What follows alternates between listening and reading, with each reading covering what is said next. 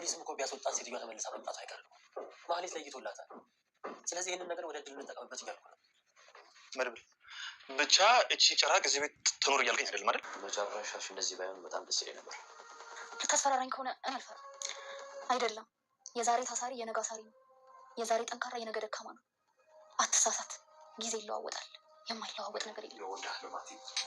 የታውቃለሁ እና እወድሃለሁ እልሃለሁ። አንተ እኮ ለወራት አስረ እያሰቃየኝ ነው። የቤተሰቦቼን ሀብት ንብረት አሽጠህ ይኸው እኔንም እዚህ አስረ እያሰቃየኝ ነው። እንዴት እንደዛ እያደረግከኝ? እወድሃለሁ እልሃለሁ።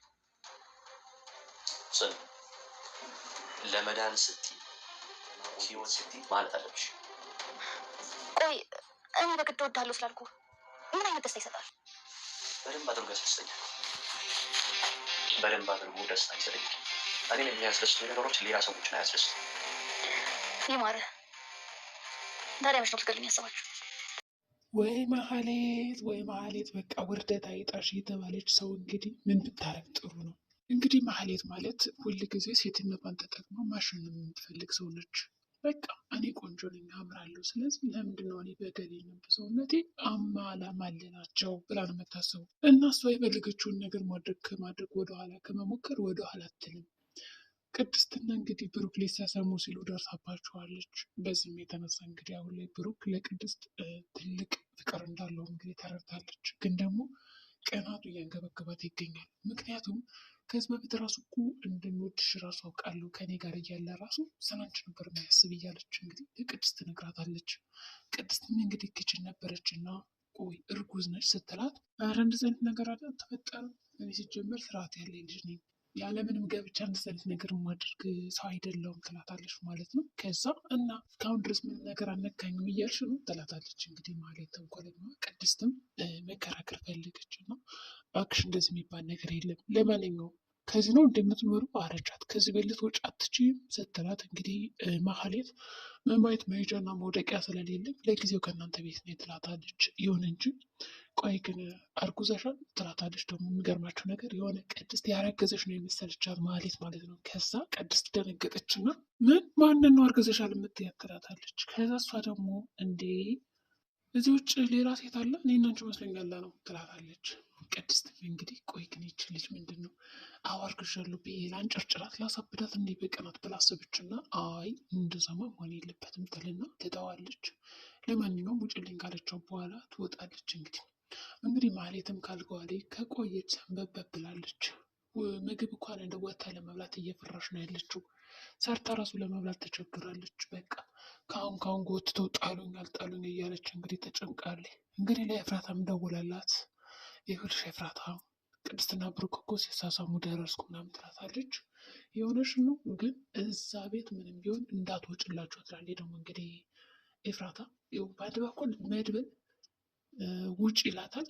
ከዛ ደግሞ ዝና ወደ አንቺ እንኳን ብትመጣ ብትደውልልሽ እንዳትመጭ እዛ ቤት ሆኜ ብሎ አስረግጦ ስለነገራት እንግዲህ ለኤፍራታ ኤፍራታ ደጋግማ በቃ እንዳትመጣ እንዲሁም ደግሞ ስልክ እንኳን ብትደውልላት ተመልሰሽ እንደው በሩ ጋር ራሱ እንኳን ቢጥሉሽ ከዛው ከበር ጋር ቁጭ በይ እንጂ ምንም በቃ የመውጣት ሀሳብ እንዳታምሽ ትላታለች ማለት ነው። ኤፍራታም እንግዲህ በምክሯ በጣም ተገርማ እንደው ሁለተኛ ሚስቱ ራስሽ ሆነሽ ለምን አትቆይም ከዛ ቤት ከምትወጭ ሁለተኛ ሚስት ራሱ ብትሆኝ የተሻለ ነው ትላታለች። የሚገርማችሁ ነገር እንግዲህ ሁለተኛ ሚስት ሆኝ እያለቻ ነው እንደው አልፈለግሽም ቢላትም እንኳን ማለት ነው። በሌላ በኩል ደግሞ መድብል አሁን ላይ ዝና እንደላካት እና እሱ ይቅርታ አድርግለት ብሎ እንደላካት ታውቋል። ግን ደግሞ ይህንን ነገር ለምን ወደ ጥሩ አጋጣሚ አንቀይረው ይለዋል እንግዲህ ወንድሙ ማለት ነው። የመድብል ሀሳብ በጣም ጥሩ ነበረ። ምክንያቱም ማህሌትን አሁን ብሩክ ይቅርታ አድርግላትና ከዛ ሁሉም ነገር ሰላም ይሆን፣ ከዛ በኋላ ማህሌትን ቀስ በቀስ ወደኛ እናመጣታለን፣ ተመሰክርባቸዋለች። ከዛ ደግሞ የሚያደርጉትን እንቅስቃሴ በአንድ ልንከታተል እንችላለን። ከተከታተልን ደግሞ በጣም አሪፍ ነው፣ አሸናፊ እንሆናለን ብሎ ነው የሚያስበው እንግዲህ መድብል። ብሩክ ደግሞ በጭራሽ እንደዚህማ ሊሆን አይችልም፣ ምክንያቱም ልጅ አለችኝ፣ ልጇን አንድ ነገር ብታደርግብኝስ እያለ ነው የመድብል ሀሳብ እንግዲህ የውሸት ይቅርታ አድርግላት ነው የሚለው። የውሸት ይቅርታ አድርግላት፣ ከዛ በኋላ ይህንን አጋጣሚ እንጠቀም ነው እሷን በምንጠቀም ከጀርባ ያሉትን ሰዎች እናሳሰራቸው፣ ለህግ አሳልፈን እንስጥ ነው የሚለው። ብሩክ ግን በዚህ ጉዳይ አልተስማማም። ከዛ በተጨማሪ እንግዲህ ያው ዝና እንደተለመደው ትህትናን አግቶ እያሰቃያት ይገኛል። ትህትናም እንግዲህ ታዲያ ልገሉኝ ነው መቼ ነው የምትገሉኝ እያለች አሁንም እየጠየቀች ነው ተመላልሳ። እሱ እንግዲህ እኔ ላድንሽ ሞክሬ ነበረ ግን ደግሞ አልቻልኩም ይላታል። እኔ ሳስበው ግን ዝና በጣም የወዳት ፍቅር እንዳይዘው ምናምን ያሳያል። ግን ደግሞ እኔ ሀብታም ነኝ፣ እኔ ማንም በቃ ጎበዝ ነኝ፣ ከኔ በላይ ማንም ሰው የለም እያለ ስለሚጎረር በፍቅሯ ያው ወድቅ ያለው ለማለት ትንሽ የተቸገረ ይመስለኛል። ምክንያቱም ራሱን ዝቅ ካደረገ በቃ ዝና ተዋረደ ይባላል ማለት ነው። ከዛ በተጨማሪ ደግሞ ይሄ አለቃው ከዝና ጋር የሚሰራው ሰው ካልፈለግካት በቃ አምጣትና የሆነ ነገር አድርጋታለሁ እያለው ነው። ከዛ ደግሞ የሰውነት አካሎቿን እንዳለ ስለሚፈልግ ዝና ደግሞ አሳልፎ መስጠት አይፈልግም። የዝና ሀሳብ ምንድነው? እወዳለሁ በይኝና ከዛ እኔ አብሬ ሚስቴ አድርግሽ በነፃነት ትኖሪያለሽ ከሞት ትድኛለሽ እያላት ነው። እሷ ደግሞ እኔ የማለቀውን ሰው እንደዚህ ከምልማ ለምን ሞቴን አልመርጥም ትለዋለች። የቤተሰቦችን ሀብትና ንብረት ድቅቅ አድርገ ከበላ በኋላ እንደዚህ አይነት የቀሽም ስራ በጭራሽ ልሰራላ አልችልም። ቢያንስ እንኳን ሬሴ ብሄድ ይሻለኛል እንግዲህ እንደዚ አይነት ስራ ከምሰራ ብላ ነው የምታምነው ትህትና። እንግዲህ ሞገስና ሉላ ደግሞ ጠበቃውን የሆነ ወጥመድ ውስጥ ለማስገባት እያሰቡ ነው። ጠበቃው እንግዲህ ባለፈው መቶ ሳለ ሽጉጡን ጥሎት ነበር ሄዶ ከነ ሞገስ ቤት። ከዛ የድምፅ ቅጅም አላት። ቅጅ አሰባስበን እንግዲህ ለህግ እንሰጠዋለን። እንደውም ጉዳዮችን በተሎ የማይጨርስ ከሆነ ምሳሌው ስላለ ለፖሊስ ከሰጠ ነው እያንዳንዱ ቅጅ ደግሞ ካሰማናቸው ጉዳዩ በፍጥነት ወደኛ ሀብታችን ሊመለስ ይችላል። ቢያንስ እንኳን ለባለቤቱ ራሱ አሳይተናት ይህን ነገር ከሱ ከባለቤቱ ጋር ላለመለያየት ሲል ብዙ ነገር ያደርጋል ብለው አስበዋል። ይህ ነገር ይሳካል አይሳካ የሚለው ደግሞ እንግዲህ እስኪ የእነሱ ውሳኔ ነው ማለት ነው። ጠበቃው እንደዚህ ቀላል ሰው አይደለም። በሌላ በኩል እንግዲህ መድብልና ዳጣ ማለቴ መርዞ ያው ቁጭ ብለው ነበር እያወሩ ነው። እንግዲህ ቅድስት እንዳፈቀራት ይነግራታል። ከዛ ደግሞ እሷ ይልቅ ቅድስትን ከምትል እንትናለች ኤፍራት አላጣብስና ከእሷ ጋር ለምን ጥሩ ጊዜ አታሳልፍም ትለዋለች። መርዞም እንግዲህ ምን አይነት ናት ይቺ ኤፍራታ ማለት ይላታል። በጣም ቆንጆዬ ነች እና አገናኛቸዋለሁ ትልና ስልክ ቁጥሯን ትሰጠዋለች ማለት ነው። እንግዲህ ከዛ እሺ በማለት እንግዲህ ያው ኮሚሽን ካለው ምናምን እሺ በማለት ያው ለመታወቅ ይሄዳል ማለት ነው። እንግዲህ እስኪ መድብል ማለት ለማሳመን እየሞከረ ነው። ከዛ መድብል ደግሞ እንዴት ነው ኤፍራታን ይወዳታል። አሁን መድብል ከኤፍራታ ጋር ትንሽ ፍቅር ነገር ሳይዞ አይቀርም። ከዛ እንግዲህ አሳልፎ ይሰጣል።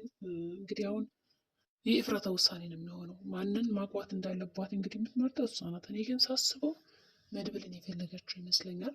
እንግዲህ ዳጣም እንደምታግዘው ከሞገስ ጋር ከጎኑ እንደምትሆን የደላላውም አብሯቸው እንደሚሆን ኮሚሽን ካለው ጠበቃውን ወጥመድ ውስጥ ለመክተት እያቀዱ ነው ማለት ነው።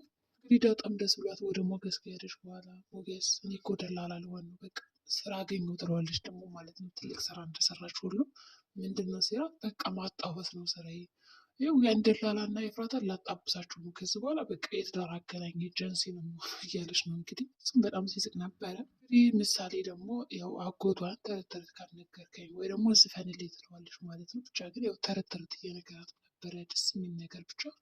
መድብል ከምሳሌ ጋር ሲሆን የሚሰሩት ነገር በጣም አስቂኝ በጣም የሚያደርግ ነው። እንግዲህ ብሩክ ደግሞ እኔ ግን ከአንድ እናትና አባት ነው የተወለድነው፣ ግን ለምንድን ነው አንተ ድምፅና የእኔ ድምፅ አንድ ያልሆነው? ሙዚቃ እኮ ስትዘፍን በጣም ልዩ ነው ድምፅ፣ የኔ እኮ የተለየ ነው ይለዋል ማለት ነው። ከዛ ያው እያደነቀው እያለ እንግዲህ ለሙከራ ያው ሄጃለሁ።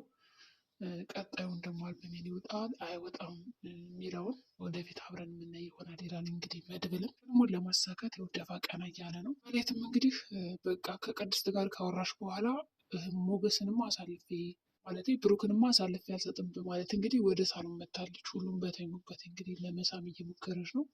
ግን ጉንጩን እየሳመችው እያለ እንደ አጋጣሚ ብሩክ ይነሳና በጣም ክው ብላ ትቀራለች። በቃ ሴትነቴን ተጠቅሜ እነሱን ላማል የምትለ አይነት ነው ነች። እንግዲህ ማህሌት እንግዲህ ብሩክ ከዛ ቤት ቢያስወጣት ጥሩ ነበረ፣ ግን ደግሞ መውጣት አልቻለችም። ረብዳችንን ይመስላል። በቀጣይ ቪዲዮ እስከምንገናኝ መልካም ጊዜ